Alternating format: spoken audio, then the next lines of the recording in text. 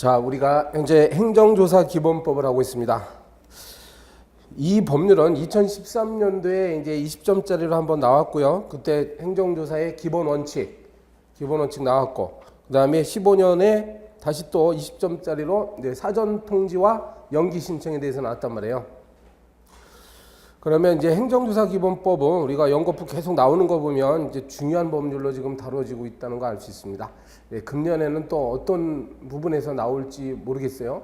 네, 나올 수 있습니다. 그러니까 충분히 대비를 하고 있어야 되겠어요. 그냥 63번입니다. 63번. 자, 페이지는 이제 103페이지에 63번. 그 조사계획 수립.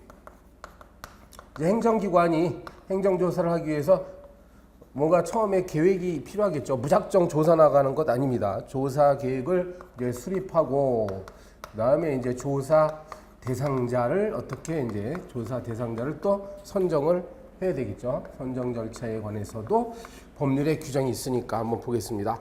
첫 번째로 연도별 조사 계획을 행정조사 운영계획. 행정조사 운영계획을 수립한다 이 말이죠. 행정기관 주체가 누군가 보세요. 행정기관장입니다. 모든 기관의 장들은 12월 말까지 행정조사 운영계획. 12월 말이라고 했으니까 그 다음 연도의 계획이겠지. 그 다음 해에 운영계획을 작성해서 수립해서 누구에게? 국무조정실장에게. 이 사람 누구예요? 국무조정실장이 바로 말 그대로 이 대한민국의 국가 사무를 총 조정하는 그런 그 중요한 위치에 있는 부서장이란 말이에요. 이 사람은 국무총리 산하에 있습니다. 그러니까 국무총리의 부하예요. 국무총리실에 있는 국무조정실장. 국무조정실장은 나중에 이제 대통령 주재하에 국무회의가 열리면 거기에도 배석해서 발언을까지도 할 수가 있습니다. 제출해야 한다. 그리고 요 행정조사 운영 계획 속에는 무엇이 담겨져 있어야 되느냐? 조사의 종류, 그다음에 방법, 그 밑에 있죠. 무엇이고 어떤 방법을 할 것이냐?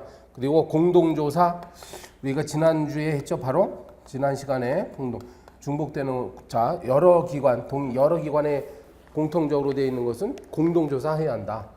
그리고 한 번 했던 것을 다시 재조사하지 않도록, 중복조사를 하지 않도록 해야 된다는 걸 배웠는데, 이러한 것들의 그러한 계획이죠.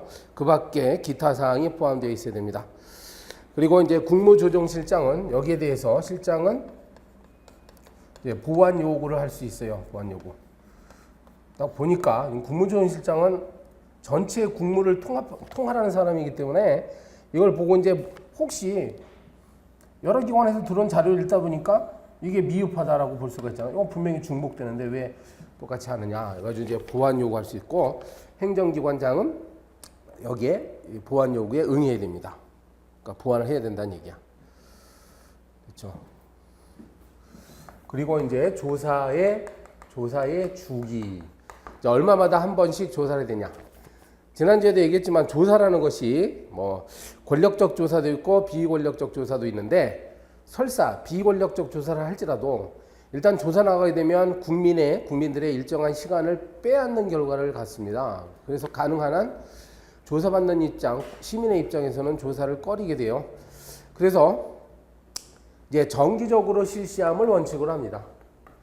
네, 정기적 실시를 뭐라고? 원칙으로 한다 이거예요. 원칙으로 한다. 그러니까 미리 정해놔야 돼요.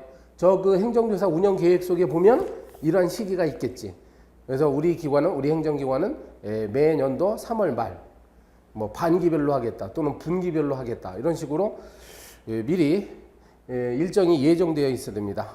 근데 여기에 정기적, 거기 앞에 나왔잖아요. 법령이 정하는 바에 따라, 또는 저 조사 운영 계획이 정하는 바에 따라. 이 법령상에 그 조사 시기가 미리 못이 박혀 있는 경우가 있고, 아니면 이제 그 행정기관들마다 운영 계획 속에 그런 정기적인 실시 시기가 규정되어 있을 수가 있습니다. 단 예외적으로 이제 수시조사가 가능하겠어요. 수주가 가능했어. 여기는 이제 두 문자 해가지고 법이 통신 필입니다. 또 이제 법령이 정하고 있으면은 수시조사가 가능한 거죠. 이제 법이 그걸 허용하고 있기 때문에 가능합니다. 그 다음에 이제 그 법을 위반한, 법령을 위반한 혐의가 있는 경우, 혐의가 있다. 행정기관이 이제 스스로 판단해 보니까 저 사람이 이제 저 사업자가 법령을 위반한 혐의가 있어. 그리고 이제 그 법령을 위반했던 사실이 다른 기관으로부터 통보, 위법하다는 사실이 위법이 다른 기관으로부터 이제 통보가 된 경우가 있겠죠. 통보. 그러니까 스스로는 모르고 있었는데 다른 기관이 저 사업자가 위법한 행위를 한 의심이 있다라고 통보를 할 수가 있습니다. 요 법이 이번에는 이제 신고가 들어온 신고나 이제 민원이 제기가 된 경우가 있을 수 있어요. 그리고 이제 이러한 수시 조사를 할 필요성이 있다고 판단하는 경우는 또 수시 조사를 할 수 있죠. 필요성 인정된 사항으로서 대통령령으로 정하는 경우. 이렇게 놓고 보니까 이게 지금 정기조사가 원칙이고 수시조사가 예외이긴 하지만 사실상 운영되는 과정에서 보면 행정기관은 언제든지 나갈 가능성이 좀 있는 것 같아요. 그치? 재량의 폭이 좀 넓은 것 같습니다. 자, 세 번째 뭐냐면 이제 조사 대상을 선정하는 것이라는데, 조사 대상 선정은 이 행정조사의 목적을 달성하기 위해서 적정한 자를 선정해야 돼. 아무나 막 선정하면 안 되고 객관적이고 투명하게 구체적인 기준에 따라서 선정해야 되겠습니다.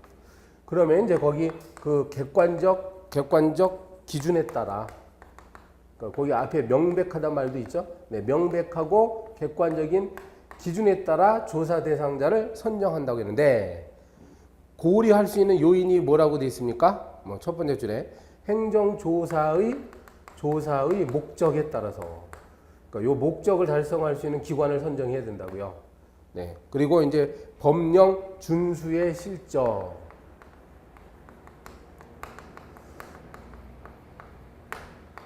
법령 준수의 실적이다. 그래서 기왕에 예전에 보면은 이 업체는, 이 기업은 법이 정한 바를 잘 지켜왔다는 사실이 있으면 아무래도 이번 정기조사에서 생략할 수도 있겠지. 네. 생략할 수도 있겠죠. 실적. 그 다음에 이제 업체 스스로가 자율적으로 준수하려는 노력이 있다고 한다면 그것도 역시 감안할 수가 있겠습니다. 그리고 규모와 업종에 따라서. 아무래도 행정기관은 모든 업체들을 다 조사하기가 어려우니까 규모가 큰 업체부터 이렇게 할 가능성이 있어요. 그러니까 이번 상반기에는 규모가 큰 업체들 했다. 그러면 하반기에 가서는 또 규모가 작은 업체들로 이제 확대를 하거나 이렇게 할 수가 있습니다. 예, 그 업체의 종류에 따라서 수도 있고, 이런 기준에 따라서 행정조사 대상자를 선정해야 됩니다. 근데 여기 기준이 있는데 그 상대방 입장, 시민들이나 업체 입장에서 보면 요 기준이 도대체 뭔지 알고 싶을 수도 있겠죠. 그 기준이 뭔지 알려달라. 이렇게 열람 신청을 요 기준에 의해서 열람 신청할 수가 있습니다. 알려달라. 그럼 열람할 수 있도록 해야 돼요. 열람을 허용해야 됩니다. 이게 비밀이라고 안 알려줍니까? 그죠? 국민의 알 권리 차원에서 행정기관장은 이러한 조사 대상 선정 기준을 이 신청인이 열람할 수 있도록 조치를 취해줘야 됩니다. 조치를 취해야 됩니다. 이게 원칙이겠죠. 원칙. 단, 또 예외가 있겠지. 이제 열람하면 안 되는 경우가 있겠습니다. 이제 열람시켰다가는 행정조사 업무를 수행할 수 없을 정도로 조사 활동에 지장을 초래하는 경우.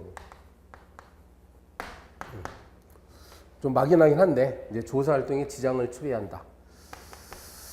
이게 지장을 초래한다고 판단하는 권한이 행정기관 쪽에 있기 때문에 좀 문제가 있어요.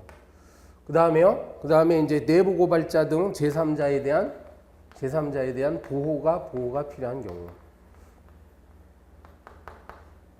내부 고발자라고 나왔단 말이야. 이런 말이 왜 필요하냐? 왜 특기 위반이 나왔습니까? 바로 이제 이 우리가 하고 있는 행정조사라는 것은 뭔가 아까 봤듯이요, 뭐 법령을 위반한 혐의가 있다든지, 뭐 신고가 있다든지 민원이 있으면 착수하게 되는데 실제 공무원들은 잘 모르기 때문에 그래요. 외부에서 뭔가 신고나 민원이 들어와서 착수되는 경우가 많습니다. 공무원들이 알 수가 있나? 이제 업체에서 일어나는 일들 알 수가 있나요? 그 민원 신고가 요게 이제 어떤 조사의 단서가 되는 경우가 굉장히 많습니다.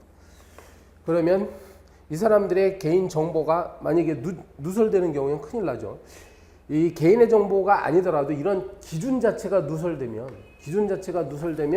제3자가 누군지 추정이 가능할 수가 있습니다. 그렇기 때문에 보호할 필요성이 있다라면 기준을 허용하지 않는다 말이에요.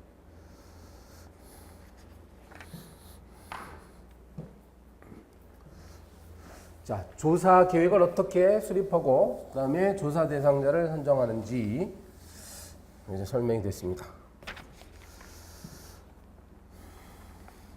자, 64번을 보니까 이제 그 조사 대상자를 선정한 이후에 대상자 선정 이후에 어떤 조사 절차를 지금 한번 설명해봐라 이렇게 돼 있죠. 네, 행정조사 실시 절차에 관한 설명하시오. 여러분이 공무원이라고 생각해봐요. 행정기관장이라고 생각해봐요. 이제 선정했어. 그럼 어떻게 하겠습니까? 아까 조금 전 앞에 문제에서는 여기 지금 지우개로 지운 부분에 뭐가 있었죠? 행정조사 운영계획이 있었잖아. 그러니까 운영계획은 이제 포괄적인 계획이에요.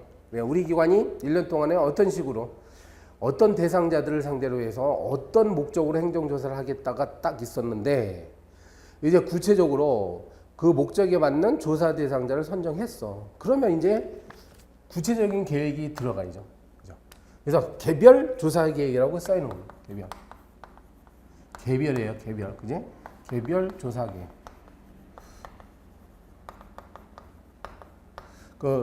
조사 대상자, 선정된 조사 대상자별로 어떤 조사 계획을 쓰면 대상자가 다르면 대상자에 대한 조사 계획도 다를 수밖에 없습니다. 그죠? 아까 봤듯이 조사 대상자의 뭐 규모나 업종, 그지? 그다음에 그동안의 법령 준수 실적이라든지 이런 것들 최소한 규모나 업종 같은 거 보더라도 다 달라요. 그리고 그 사업장 소재지도 다 다르고.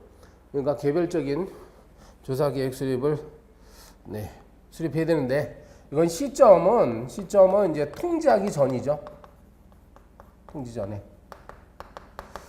그러니까 그 상대방한테 자 우리가 통지라는 건 바로 밑에 있는 항목이에요. 2번 보면 사전 통지라고 나오죠. 사전 통지. 네. 사전 통지와 의견 제출 나오는데 이제 미리 알려주라는 얘기예요. 미리 우리가 조사 계획이 있다는 거 알려주라는 얘기인데 그러한 통지를 하기 전에 이미 개별 조사 계획이 수립되어 있어야 한다 그 말입니다. 의미가 있죠. 그지? 무조건 통지해놓고 그 다음부터 조사 계획 수립하는 것이 아니라 미리 플랜을 짜는 다음에 이게 조사가 실행될 수 있겠구나 하는 거 확인되고 그 다음에 통지를 하라는 얘기입니다. 처음부터 시민들에게 막 조사하겠다고 엄포를 놓고 그러면 안 된다는 뜻이에요. 자, 그 다음에요. 두 번째가 사전 통지와 의견 제출이죠. 사실은 요게 이제 2015년도에 기출이 됐습니다. 그때는 사전 통지와 이제 연기 신청까지 해가지고 연기 신청이라고 나왔어도 뭐 이런 얘기 해도 되죠. 사전 통지와 연기 신청 해가지고 출제되는데 요거 이제 3항까지 해가지고요. 일단 여기는 이 문제는 그냥 그 이후에 절차를 하라고 했으니까 이런 문제가 나오면 이제 간단히 적어줘야 됩니다. 작년에는 요걸 확대해가지고 쓰라고 했고요. 요거는 65번 문제 해설이 있어요. 여기는 자 사전 통지와 의견 제출. 사전 통지하라. 우리가 조사 계획이 있다는 사실을 통지하라. 7일 전까지. 그러니까 조사 일시로부터 7일 전까지 미리 보내야 됩니다. 뭐 조사가 내일인데 바로 오늘 보내거나 그러면은 상대방이 준비하는데 어려움을 겪죠. 미리. 그래서 변명거리도 이제 항변할 그 방어 이유도 좀 세울 수 있도록 미리 합니다. 7일 전까지 이제 서면으로 사전 통지를 해야 돼요.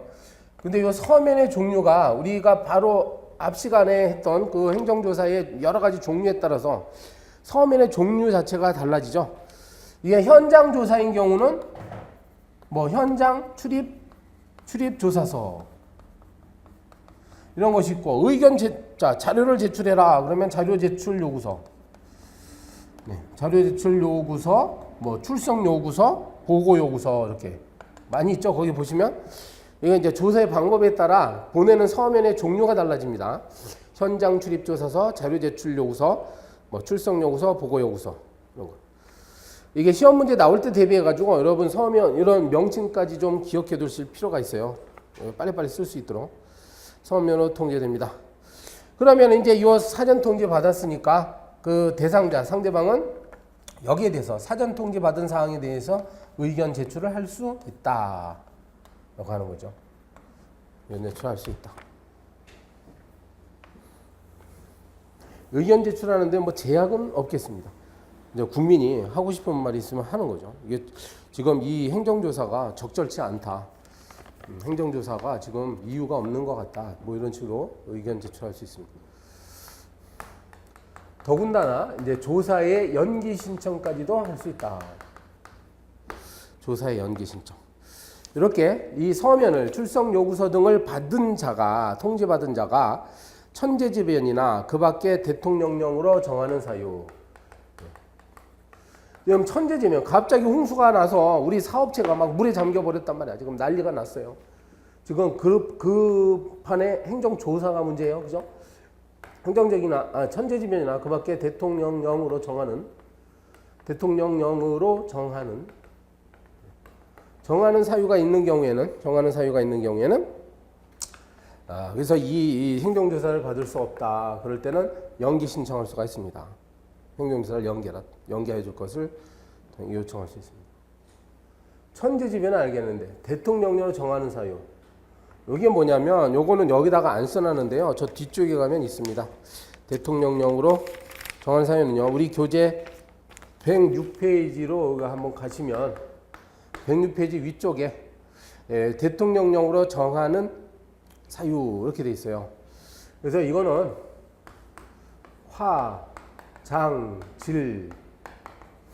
화장질인데 화재 같은 것이 일어나면 그죠? 천재지변은 아니지만 이건 인위적인 어떤 사고에 의해서 지금 굉장히 혼란스러운 상황이니까 사업장 운영 자체가 불가능하다 이거지. 그리고 이제 장부나 서류가 지금 뭐 다른 기관에 이미 압류가 되거나 영치가 되어 있는 상태여서 장부가 없으면 지금 조사자가 나가더라도 조사가 제대로 이루어질 수가 없습니다. 그렇죠? 그 다음에 이제 질병이나 뭐 장기 출장이나 이래가지고 지금 뭐 사람이 없는데요. 그죠? 사람이 없는데 조사가 힘들지. 이러한 경우에는 조사를 연기 신청할 수가 있다 이거예요. 다시 이제 앞으로 와서요. 104페이지로 다시 오시면 이제 조사 연기 신청했죠. 그 다음에 또 뭐 쓸 수 있는 것이 제3자에 대한 뭐 보충 조사 이런 말이 있습니다.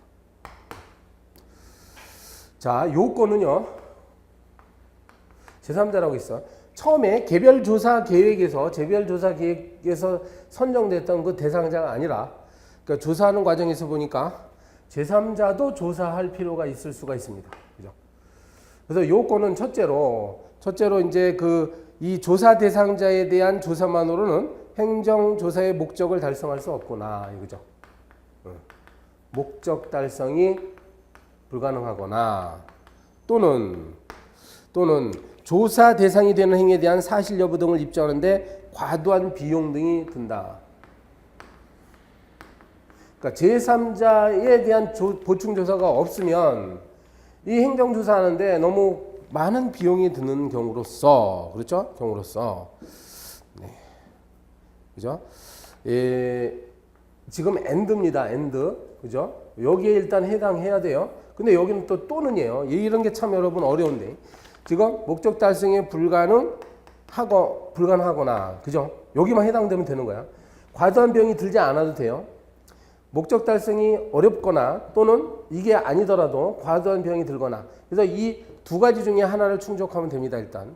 그리고 and 그래놓고 이제 다른 법률이 그죠?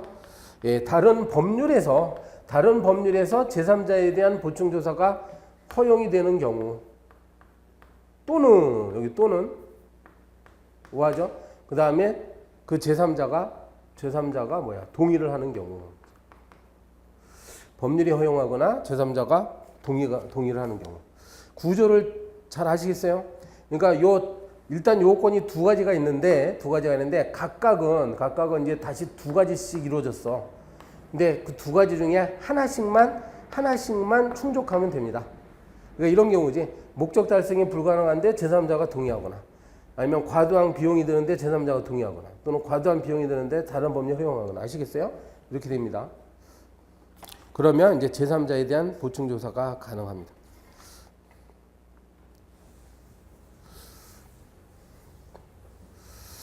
5번에 보면 특별한 규정이 있습니다. 자발적인 협조에 따라 실시한 행정조사다.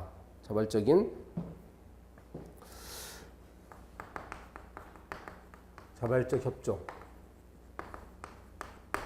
그러니까 상대방이 행정조사에 응할 의무가 없음에도 불구하고 법적인 의무가 없음에도 불구하고 이제 자발적으로 협조한다. 이렇게 되면 그래서 뭔가 그 예외적인 규정을 둠으로써 이 사람을 보호해 줘야 됩니다. 그래서 여기는 첫 번째가 여기에 쓸 수 있는 것이 그 서면 통지의 예외예요. 아까 그 7일 전까지 이제 현장 출입조사서와 같은 서면으로 통지해 주라고 했는데 여기 예외입니다. 그래서 이 사람들은 자발적으로 협조하는 사람들에게서는 그 조사가 개시될 때 조사가 이제 개시와 동시에 그 서면을 상대방한테 교부 제시해도 됩니다. 그죠? 7일 전에 주지 않고 조사 시작할 때 서면을 제시해도 되고 또는 이제 말로 해도 된다는 말이 나와요. 네, 구두로 조사 목적 등을 구두로 통지할 수 있다. 그러니까 두 가지 예외 규정이 있죠. 그래서 미리 서면을 보내지 않아도 되고 그리고 서면 자체가 없이 그냥 말로 해도 된다. 자발적으로 협조하는 사람한테. 두 번째는 자발적으로 협조하기로 했던 사람이 혹시 거절하면 어떡하냐 이게. 조사대에 응할 것인지에 대한 응답을 하지 않았다. 응할 것인지 뭐라고? 네. 응답을 안 했다. 그래서 행정기관에서 당신 행정조사에 응할 것입니까? 그때 응답하였어. 그럼 이러한 경우에 과연 조사를 수락한 것이겠어요? 아니죠. 비슷한 게 어디 많이 나왔지. 응답 안 해. 상대방이 가만히 있으면 이건 거절한 것으로 봐야지. 그래서 그 조사를 거부한 것으로 간주를 봅니다. 여러분 이런 거 이제 객관식 시험에서 많이 나왔었죠.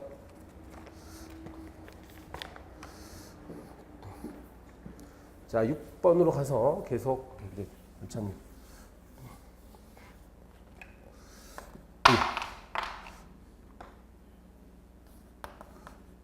전문가.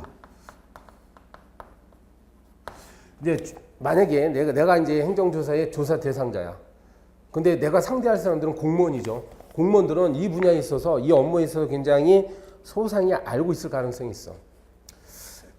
그러면 시민이 잘 모르는 상태에서 공무원들의 어떤 유도 질문이나 뭐 이런데 이렇게 넘어가게 되면요, 잘못하면 깜빡 실수로 큰 손해를 입을 가능성도 있습니다. 그러니까 자기 자신이 뭐가 자신이 없으면 다른 사람의 도움을 받는 것이 좋죠.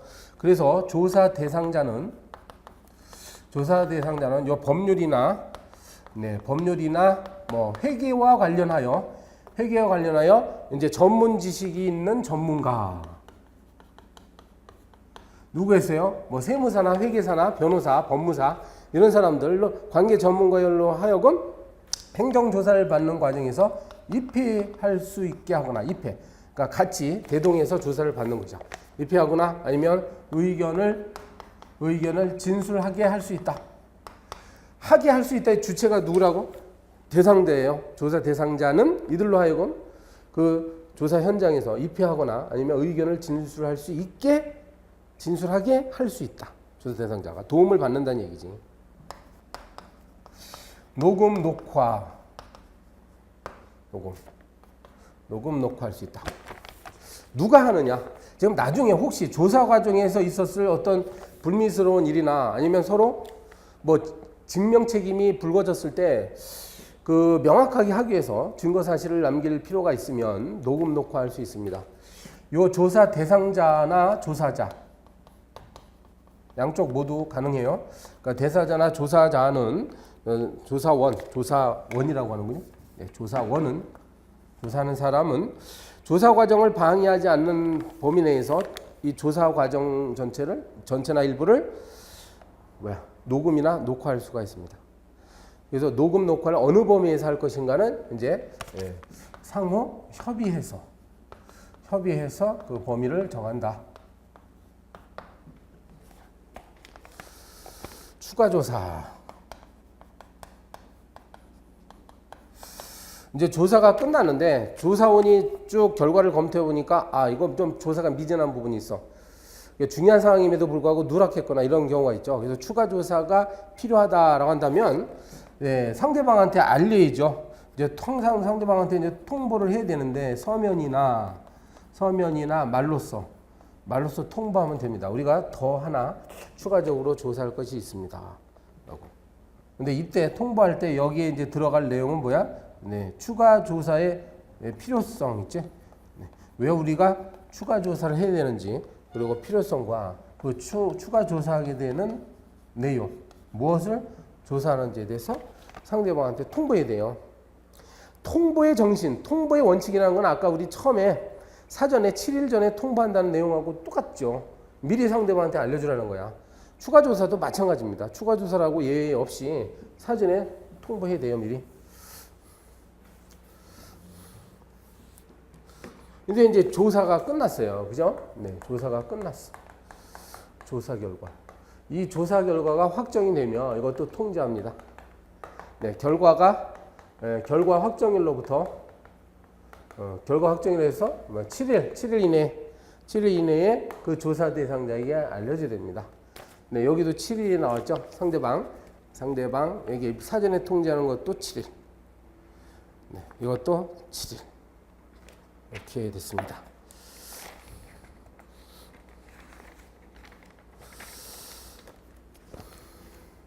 자, 65번입니다. 65번인데 여기 이제 작년도에 이렇게 나왔단 말이에요. 행정조사 기본법상 행정소사의 사전 통지와 연기 신청. 솔직히 말씀드리면 작년에 이렇게 출제가 되고 나서 딱 보니까 아마 수험가의 학생분들이 봤던 책들에는 거의 아마 그 충분치가 못해. 그러니까 요 문제에 대해서 충분히 설명이 되어 있는 책은 거의 없었습니다. 작년도에. 그러니까 우리 그 행정법 교과서만 보더라도 이론 교과서 보더라도 간단히 몇 줄밖에 없어요. 몇 줄밖에 없는 거 가지고 이제 여러분이 문제를 받았다 이거죠. 작년에 시험 보신 분들이. 그런 일이 있을 수 있습니다. 모든 시험에는요, 이른바 불의타가 있을 수 있어요. 뭐 이거는 완전한 의미의 불의타는 아니었어, 작년에. 보면은 분명히 배우긴 배웠거든. 근데 이게 20점짜로 나왔는데 20점짜리라고 한다면 그 답안지 세 쪽을 원래 다 채워야 되는 겁니다. 그죠? 세 쪽에 대한 분량을 여기다 채워야 되는 거야, 원래는. 네. 그러면 이제 세 쪽은 채우지 못하다 어느 정도 20점짜리 문제답게 답안지를 써줘야 되는데 어떻게 해야 될까요? 그럼 여러분이 이제 책에 있었던 이런 내용이 있고, 그러면 요 주변을 좀 써주는 거야, 주변을. 그래서 좀 그럴듯하게 형식을 갖춰서 내면 아마 고득점 했을 겁니다, 오히려. 이런 예측하지 못한 그런 문제에 대해서 오히려 기회가 될 수도 있어요. 그럼 잘 생각해 봐야지. 왜 이게 사전 통지가 필요한 거냐부터. 그죠? 그 다음에 이제 행정조사의 종류 같은 것도 써주는 게 좋죠. 행정조사의 종류. 앞에 우리가 배웠던 그런 문제들 중에서 혹시 이 문제에다 쓸 수 있는 것들이 있으면 행정조사의 종류가 이렇게 있는데, 이렇게 각각의 특성에 맞게 미리 어떤 문서 형식으로 이제 통지를 해 줌으로써 상대방의 어떤 방어권에 도움이 되기 위함이다. 뭐 이런 식으로 배경을 딱 깔아주면 그럴듯하죠. 그래 놓고 사전 통지에 대해서 여러분 아는 걸 최대한 쓰는 거야. 근데 요 문제는 사실 여기 이제 대통령령까지도 규정이 됐었습니다. 요 대통령령의 내용을 시행령의 내용을 잘 공고가 돼 있다고 한다면 뭐 군더더기 없이 20점짜리 답안지가 딱 나올 수 있었어. 바로 제 교재처럼 이렇게만 쓰면 됩니다. 그럼 충분히 훌륭한 답안이 될 수가 있습니다. 이쪽에다 쓸게요. 그러니까 원래는 이렇게 써야 된다 이거지. 그러니까 사전 설명하라라는 식이니까 그냥 사전 통지부터 쓰면 돼요. 사전 통지부터. 아까 우리가 사전 통지는 처음에 출석 요구서 등을 상대방한테 통지하라는 것이죠. 등이라고 했으니까 여러분이 이제 여기에 해당하는 거, 뭐 출석 요구서, 그다음에 보고 요구서, 자료 제출 요구서, 현장 출입 조사서 이런 것들을 어떻게 7일 전까지 상대방한테 서면으로 이제 통지하도록 돼 있다 이거지. 그 다음에 이제 이러한 내용들이 그래서 행정기관장이 이렇게 출석 요구서를 보내는데 이런 것들이 외부에 공개되면 안 돼요. 그러니까 외부에 공개되지 않도록 필요한 어떤 조치를 취해야 된다. 겁니다. 예외적인 규정이 있었죠. 예외적으로 이제 구두 통지하는 경우도 있습니다. 구두 통지하는 것이 있는데 이것이 이제 대통령령에 있는 것이에요. 그래서 구두 통지 어떤 경우에 말로 이렇게 할 수 있느냐? 요거는 세 가지가 있습니다. 만약에 미리 통지하게 되면 증거인멸. 그러니까 미리 우리가 그걸 조사하겠다. 이러면은 자기에게 불리한 자료를 딱 감추겠지요. 그래서 이게 증거인멸의 우려가 있다. 증거인멸됨으로써 조사 목적을 달성하기가 불가능한 경우, 그죠? 달성 불가능한 경우는 말로 해도 된다 이 말입니다. 그래서 언제 말로 해도 되냐, 그죠? 조사를 개시할 때, 그 다음에 목적 등을 말로 해야 된다. 그 다음에 이제 통계법에 따른 통계 작성 목적이다. 통계 작성 목적이면 개인의 정보를 취득하려고 하는 게 아니에요. 이건 개인에게 어떤 조치를 취하고자 하는 것이 아니죠. 그냥 국가 입장에서 뭘 알아보고 싶을 때 조사하는 거니까 이거는 미리 뭐 이렇게 거창하게 통지하거나 그럴 필요가 없다는 얘기입니다. 그리고 조사 대상자의 자발적인 협조를 얻어서 하는 경우.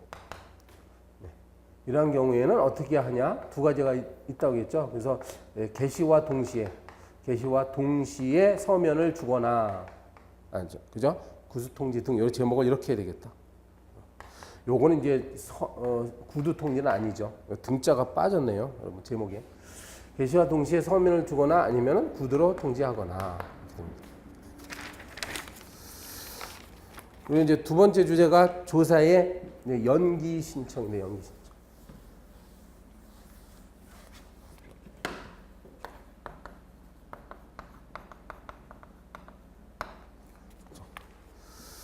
그래서 연기 신청 사유를 써줘야겠죠. 어느 경우에 연기 신청할 것이냐. 우리가 이 법률에는 천재지변 등 대통령령으로 정하는 경우에 이렇게 할 수 있다라고 그랬죠. 그러면 이제 그 대통령령으로 정하는 경우가 무엇이냐. 여기 대해서 아까 앞에 문제에서 했었잖아요. 그래서 이제 화재 같은 것이 발생해서 영업 자체가 불가능한 경우, 영업하기가 어려운 경우, 그 다음에 장부나 서류가 압수나 영치가 돼서 현재 확보가 돼 있지 않았다. 담당자가 질병이나 아니면 장기적인 출장을 떠나서 할 수가 없다. 이렇게 되면 이제 연기해달라고 신청할 수 있습니다. 사유가 있었죠. 쓰면 되고. 그 다음에 이제 연기의 절차. 연기 신청을 받았으면 뭐 무조건 연기해 줍니까? 그게 아니죠. 연기 신청서를 딱 받은 다음에 타당하다고 한다면 이제 연기해 줄 수 있는 것입니다. 그래서 이 신청의 절차, 연기 절차는요. 연기 신청서라는 것을 이제 제출해야 돼. 신청서 제출해야 됩니다. 그래서 이 연기 신청서 안에는 이유가 있어야 되죠. 사유. 왜 우리가 연기가 필요하냐. 이제 이런 내용들을 써주면 되고, 그 다음에 기간. 어느 정도 기간이 필요하다. 한 달 후에 해 주십시오. 이런 식으로 쓰면 됩니다. 그러면 두 번째로 이제 그 연기 여부를 결정해야죠. 연기 신청서를 검토해서 연기할 것인지 여부를 검토하는데, 이것은 이 신청서를 받은 날로부터 7일 이내에 7일 이내에 조사 연기 여부를 결정해서 상대방한테 통지해 주도록 되겠습니다. 자, 65번까지 이렇게 행정조사의 어떤 절차들을 지금까지 살펴본 겁니다. 그럼 여러분 좀 쉬었다가 이제 마지막으로 66번 행정조사 하나, 마지막 문제 하나 풀어보고 다음 법률로 가겠습니다.